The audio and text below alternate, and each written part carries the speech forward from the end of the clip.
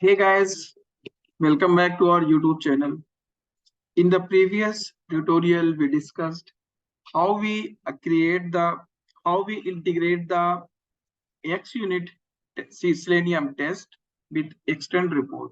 Okay, and report was generated and also the screenshot attached.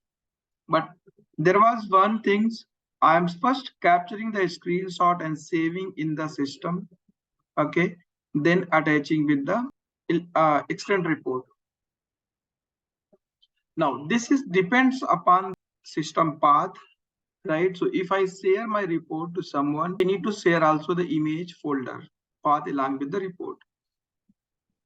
Okay, if you want to learn from scratch how we integrate the extend report with the XUnit Selenium test, and also I written here some dependent files, how we write these dependent file and how we use, go through my previous tutorial, watch that.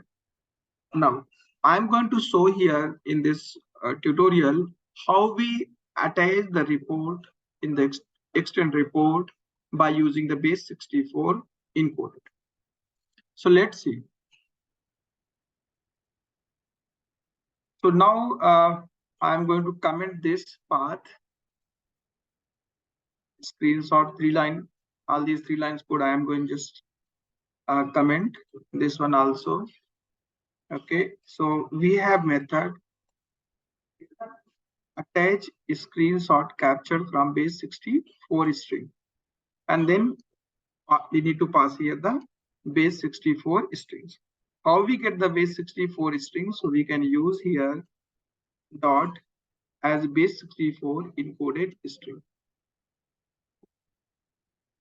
Okay, now it will here it's capture the screenshot for the failed test because we added condition for failed and unknown, and after that it will attach the screenshot in the extend report as a base64 encoded string. So in that case, your image is not screenshot is not depend upon any folder, okay, any files.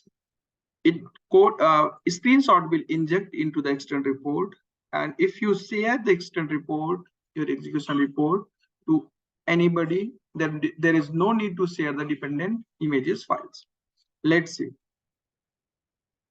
I'm going to run this test, and here it will fail.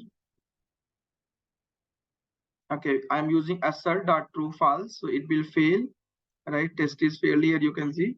Now let's see the report. Right click, go to the open folder in File Explorer, click on this. This is the root, and here the report is generated. If I open the report, you can see base64 image file is attached here. If I click, you can see this way.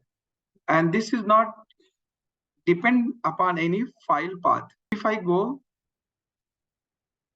move this HTML report some other folder, like I'm moving here, okay, if you open, it will open the image.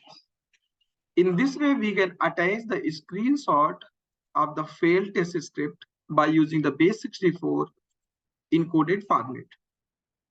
Okay, hope this will be helpful to understand how we generate the reports as well as attach the screenshot in base64 format. Thanks for watching the tutorial. If you have any query, leave a comment. Also, if you like the tutorial, click on the like button, subscribe the channel, and then share this tutorial to your friends and colleagues. Thanks for watching the video. Let's meet in the next tutorial.